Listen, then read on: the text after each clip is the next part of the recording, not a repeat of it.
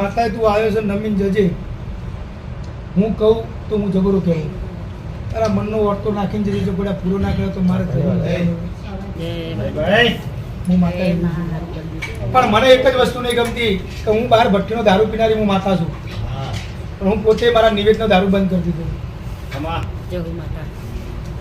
જો કદાચ હું તો માતાજી છું, હું મારું નિવેદ ત્યાજી દેતી હોઉં તો તમે તો માણસ છો લાલાભાઈ. કારણ કે દરેકના ઘેર છોકરા થોડા અવળા હોય બે ત્રણ જણા કે માતા પીવા લાગે કેમ ના પીએ કે માતાના દારૂ પીવો નિવેદમાં આપણે જ કાઢી નાખીએ. એટલે મેં કીધું માં તને અપજેસ મળે દારૂ તું બંધ કરી દે ને મારી, તું શું કા નિવેદમાં લે ભાઈ. તો જો કદાચ હું મારું નિવેદ બંધ કરી દેતી હો, મારા 12 ભટ્ટીનો પહેલી ધારનો દારૂ ચડે મારી માતા નિવેદ. પણ આજે 7 વર્ષ થયા હું માતા દારૂ નહીં ચડાવતો. માતાના કગરીને આજીજી કરીને મેં બંધ કરી દીધું. નિમિત્ત તને આલે છોકરા તો એ દારૂના પૈસા હું માતા મૂકી દઉં. જે દારૂના જે પૈસા થતા હોય દારૂ પાતી નહીં કે કોઈને દારૂ બંધ કરાવતી નહીં. દરેકને પોતાનું મન મક્કમ જોઈએ તો જ દારૂ બંધ થાય. નકર દારૂ બંધ થાય અમારા જેવા હો ભુવાઓ તો દારૂ બંધ કરાવી શકે નહીં.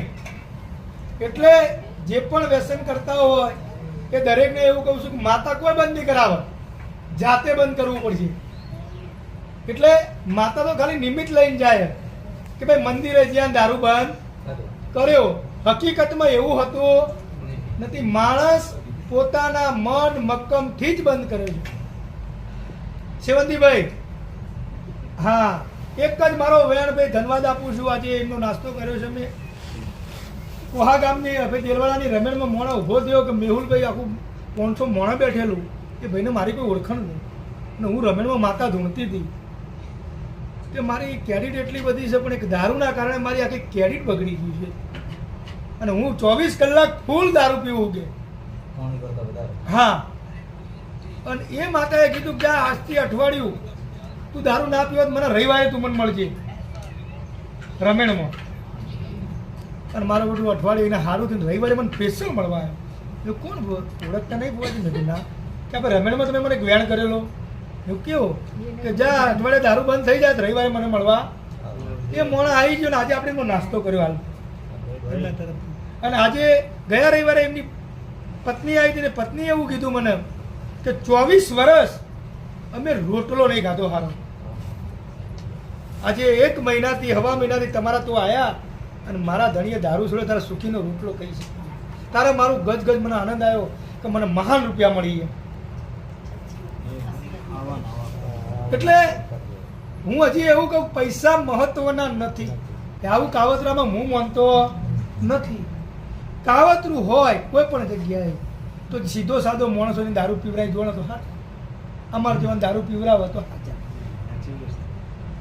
દરેક પોતાના મનથી જ દારૂ પીવે છે મિત્રો. એટલે મહેરબાની કરીને જે પણ દારૂ પીતા હોય એ વાસ્તી બંધ કરી દેજો અને બાળકોને શિક્ષણ અલાવજો. મા બાપ બંધ કરશે તો છોકરા બંધ કરશે. બાપો જ પીતો હોય તો છોકરાને શું કહી શકવાનું? કઈ ના કહી શકે. એટલે મહેરબાની કરીને પેલા બાપા બંધ કરજો જે પિતા હોય અને પછી છોકરાને કહેજો. એટલે કે તમે છોકરાને કહી છો અત્યારે તો બાપા મેં એવા જોયા બેટા 2 ઠેલી લેતો આવજે એટલે પેલો 3 લાવે તોથી તો મસાલા કે મીરા આ વ્યસન કરાય જ નહીં.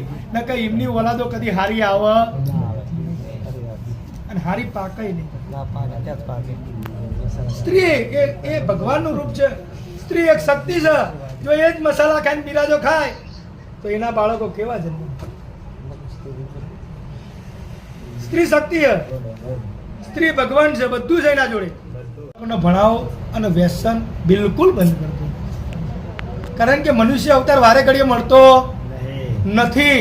ઘણા બધા અવતારો લઈને પછી આપણે મનુષ્યમાં ઘણાના હોઈએ અને આપણું જીવન શું કરવા વેડફો? કારણ કે હવે આયુષ્ય પહેલા જેટલું નહીં હોવાનું.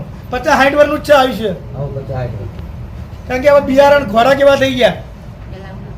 એટલે મહેરબાની કરીને દરેકને મારી વિનંતી છે કે બિલકુલ વ્યસન તરફ વળશો નહીં. બાળકોમાં ધ્યાન આપો અને શિક્ષણ કરાવો, બાળકોને ભણાવો જેથી તમારી પાછલી પેઢી આગળ આવે. તમે મજૂરી કરી, બાળકો નહીં કરી કે મજૂરી તમારા બાળકો મજૂરી કરી શકશે નહીં. એટલે મહેરબાની કરીને શિક્ષણ બહુ આપો બાળકોને. પહેલું માતાજી તો પછી, માતાજી કોઈને મારી નાખતા નથી. એટલે માતાજી તરફ થોડું ઓછું વલણ રાખો. દેવ દેવ ના કરશો. માતાજી સ દરેકના તમારા મારા બધોના એ હૃદયમાં રાખો.